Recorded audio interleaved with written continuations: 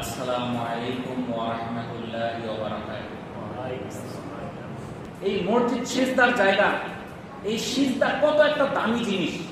আবু হুরায়রা রাদিয়াল্লাহু তাআলা আনহু থেকে বর্ণিত, রাসূলুল্লাহ সাল্লাল্লাহু আলাইহি সাল্লাম বলেছেন, বান্দা আল্লাহ তাআলা সবচেয়ে নিকটবর্তী হয় যখন সিজদারত থাকে। অতএব তোমরা তখন অধিক দোয়া করতে থাকো। এটা সহিহ মুসলিমের 482 নম্বর হাদিস।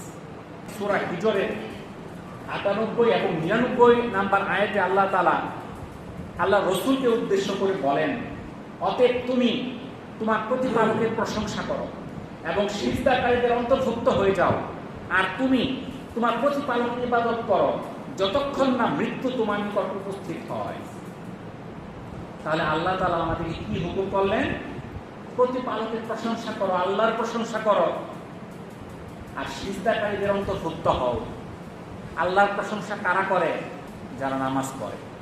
কারণ নামাজে যখন প্রতিটা তাকবীর দেন আল্লাহু আকবার, আল্লাহ সর্বশ্রেষ্ঠ। আল্লাহর প্রশংসা হচ্ছে কি হচ্ছে না? আলহামদুলিল্লাহি রাব্বিল আলামিন, আল্লাহর প্রশংসা হচ্ছে না? প্রত্যেকটা কথায় কাজে আল্লাহর প্রশংসা হচ্ছে। আল্লাহ তাআলা বলেন সিজদাকারীদের অন্তর্ভুক্ত হয়ে যাও। কারা সিজদা করে? যারা নামাজ পড়ে। তুমি ততক্ষণ পর্যন্ত ইবাদত করো যতক্ষণ না তোমার মৃত্যু আসে। তাহলে ইবাদত নির্দিষ্ট সময়ের জন্য না। মুসলমানের ইবাদত হচ্ছে 24 ঘন্টা। 1-2 ঘন্টা নামাজ পড়লেন 10 মিনিট, 10 মিনিট ইবাদত না। মুসলমানের ইবাদত হচ্ছে 24 ঘন্টা। আপনি খাবার খাচ্ছেন, আপনি বিসমিল্লাহ বলে খাওয়া শুরু করলেন, ডান দিক থেকে খাওয়া শুরু করলেন, আল্লাহর হুকুম জেনে খাওয়া শুরু করলেন, সেটা হালাল না হারাম। এই যে খাইলেন, এই খাওয়াটাও আপনার ইবাদত।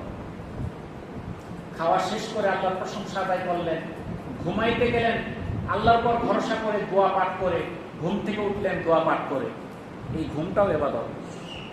আপনি বাজার করতে গেলেন আপনার স্ত্রী সন্তানদের খাবারের জন্য, এটাও ইবাদত। আপনার স্ত্রী সন্তানের জন্য আপনি 5 টাকা দান বাজার করলেন, তাদের পোশাক পরিচ্ছদ করে দিলেন, এইটা সদকা করার সমতুল্য সব আপনার আমলনামায় লেখা হয়ে যাচ্ছে।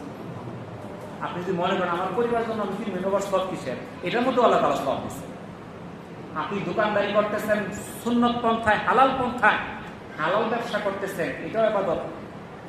আপনি তো চুরি ডাকাতি করতেছেন না, আপনি মিথ্যা বলতেছেন না, আপনি সত্য কথা বলে ভালো জিনিস মানুষের কাছে বিক্রি করতেছেন, আবার লাভও করতেছেন, তাও সব হইতেছে, তাই না? আপনি কৃষিকাজ করতেছেন আল্লাহর হুকুম মেনে, হালাল রিজিকের অন্বেষণে, এই কৃষিকাজ করাটা ইবাদত। আপনি হালাল পণ্য সেখানে লাগাইতেছেন। কি লাগাইতেছেন? ধান লাগাইছেন, সেটা মানুষ খাবে, খায় আল্লাহর ইবাদত করবে। আপনি তো গাঁজার চাষ করতেছেন না, আপনি তো নিষিদ্ধ বস্তু আপনি চাষ করতেছেন না, আপনি হালাল বস্তু লাগাইয়া সেখান থেকে ফসল উৎপাদন করতেছেন, এটার মধ্যেও সওয়াব আছে। তাহলে মুসলমানের প্রতিটা কাজ, যখন এখানে আমরা পুরুষরা আছি, মহিলারা বাড়িতে আছে, তারা বাড়িতে বসে কাজ করতেছে, তাদের সন্তানদের জন্য খাবার তৈরি করতেছে, ঘর দর পরিষ্কার করতেছে, কত কাজ করতেছে। এই প্রত্যেকটা কাজের বিনিময়ে আল্লাহ তাআলা তাদেরকে পুরস্কার দান করে। হযরত আবু দারদা রাদিয়াল্লাহু তাআলা আনহু হতে বর্ণিত, নবী করিম সাল্লাল্লাহু আলাইহি সাল্লাম ইরশাদ করিয়াছেন, এই উম্মতের মধ্য হইতে সর্বপ্রথম খুশু উঠাইয়া লওয়া হইবে, অবশেষে তোমরা উম্মতের মধ্যে একজনও খুশুওয়ালা পাইবে না। এটা তাবরানী হাদিস। খুশু মানে নামাজে মনোযোগিতা।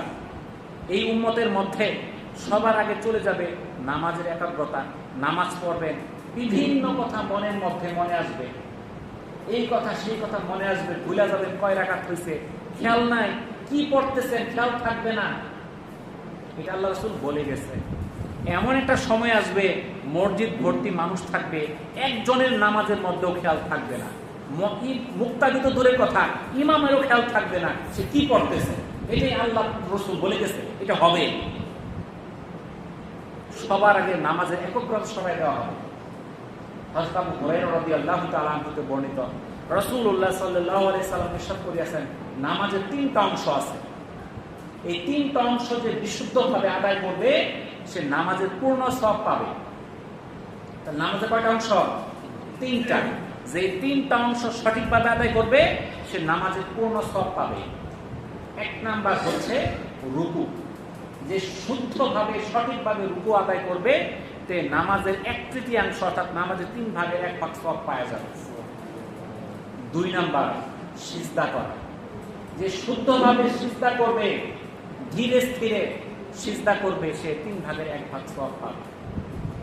আর যে ব্যক্তি আদবের প্রতি খেয়াল রাখে নামাজ পড়বে, তার নামাজ কবুল করা হবে এবং তার সমস্ত আমলও কবুল করা হবে। যাহার নামাজ কবুল হয় না, তার অন্যান্য আমলও কবুল হয় না। এটা মাজমায়ে জাওয়ায়েদ এবং বাজারের একটা হাদিস। হাদিসের কিতাব খুলে দেখেন, যার নামাজ কবুল হয় না, তার অন্যান্য আমলও কবুল করা হয় না। এটা হাদিসের কথা, আপনারা যাচাই করে দেখেন, থাকলে মানবেন, না থাকলে মানবেন না। নামাজ ছাড়া কোনো আমল আল্লাহর কাছে গ্রহণযোগ্য হবে না। আর নামাজ কবুল হওয়ার 3টা অংশ: 1 নাম্বার তার রুকু সঠিক হইতে হবে, 2 নাম্বার তার সিজদা ঠিক হইতে হবে, 3 নাম্বার নামাজের মধ্যে একাগ্রতা থাকতে হবে। আজকে আমরা দেখেন এই 3টার প্রতি মনোযোগ কম। আমরা খুব সুন্দরভাবে তিলাওয়াত করলে তো নামাজ হয়ে গেল, এটাই মনে করি, কিন্তু নামাজের মূল অংশ 3টা: রুকু, সিজদা, নামাজের মধ্যে একাগ্রতা। কিন্তু আজকাল দেখা যায় আমরা যখন নামাজে দাঁড়াই, রুকু করে ওঠার দাঁড়ানোর সময় পাই না, 2 সিজদার মাঝখানে বসার মতো সময় পাই না, আর মনে করি আমাদের নামাজ হয়ে যাচ্ছে। হযরত আবু হুরায়রা রাদিয়াল্লাহু তাআলা আনহু থেকে বর্ণিত, রাসূলুল্লাহ সাল্লাল্লাহু আলাইহি সাল্লাম মসজিদে তাশরিফ আনলেন। অপর এক ব্যক্তিও মসজিদে আসলো এবং নামাজ পড়লো। অতঃপর রাসূলুল্লাহ সাল্লাল্লাহু আলাইহি সাল্লাম এর নিকট এসে সালাম করলো। তিনি তার সালামের উত্তর দিলেন, বললেন, যাও তুমি নামাজ পড়ো, তোমার নামাজ পড়া হয়নি। সে গেল, পূর্বে যেরূপ নামাজ পড়েছিল সেরূপ ভাবেই সে পুনরায় নামাজ পড়ল এবং নামাজ শেষ করে রাসূলুল্লাহ সাল্লাল্লাহু আলাইহি সাল্লামকে আবার সালাম করলেন। আল্লাহ রাসূল আবার ইরশাদ করলেন, যাও তুমি আবার নামাজ পড়ো, তোমার নামাজ পড়া হয়নি। এইভাবে 3 বার হলো। লোকটি আরজ করলেন, সেই সত্তার কসম যিনি আমাকে হক দিয়ে প্রেরণ করেছিলেন, আমি ইহা হইতে উত্তম নামাজ পড়িতে পারি না, আপনি আমাকে নামাজের শিক্ষা দিন। আল্লাহ রাসূল সাল্লাল্লাহু আলাইহি সাল্লাম ইরশাদ করলেন, যখন তুমি নামাজে দাঁড়াইবে তখন তাকবীর বলিবে, অতঃপর কোরআন মাজিদ হইতে যাহা পারো পড়িবে। তারপর যখন রুকুতে যাইবে তখন শান্তভাবে রুকু করিবে, তারপর রুকু হইতে উঠিয়া শান্তভাবে দাঁড়াইবে, অতঃপর যখন সিজদায় যাইবে শান্তভাবে সিজদা করিবে, তারপর সিজদা হইতে উঠিয়া শান্তভাবে বসবে। তুমি সম্পূর্ণ নামাজ এইভাবে শেষ করো। এটা সহিহ বুখারীর একটা হাদিস। তাহলে আল্লাহ রাসূল কি বললেন? প্রথমে কি আল্লাহু আকবার তাকবীর দিয়ে তুমি নামাজ শুরু করো, কোরআন থেকে কিছু তিলাওয়াত করো, শান্তভাবে রুকু করো, রুকু থেকে শান্ত হয়ে দাঁড়াও, সিজদায় যাও, ধীর স্থিরভাবে সিজদা করো, সিজদা হইতে আবার ধীর স্থিরভাবে শান্তভাবে বসো। এইভাবে যে নামাজ পড়বে তার নামাজ আদায় হবে।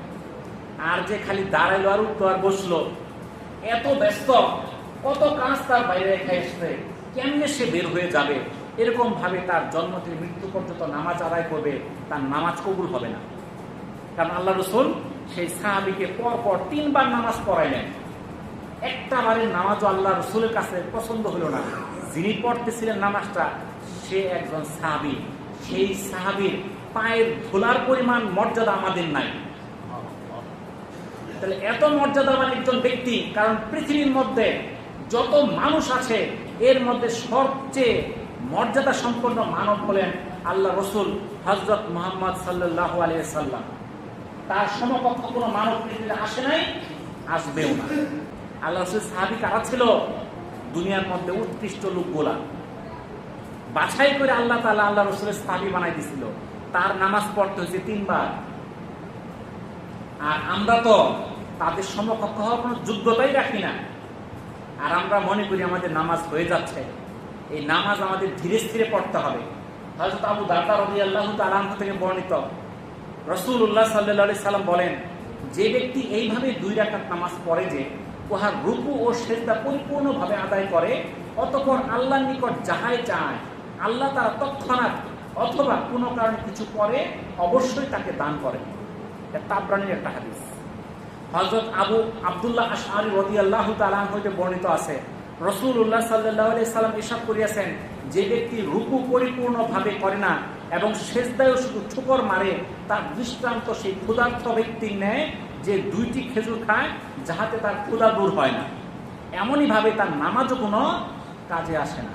এটাও তাবরানীর একটা হাদিস।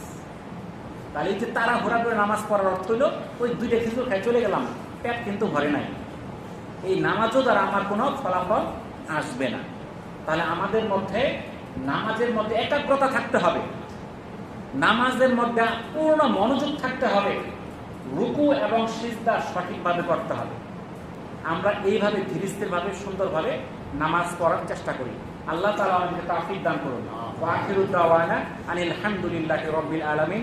আসসালামু আলাইকুম ওয়া রাহমাতুল্লাহি ওয়া বারাকাতুহু।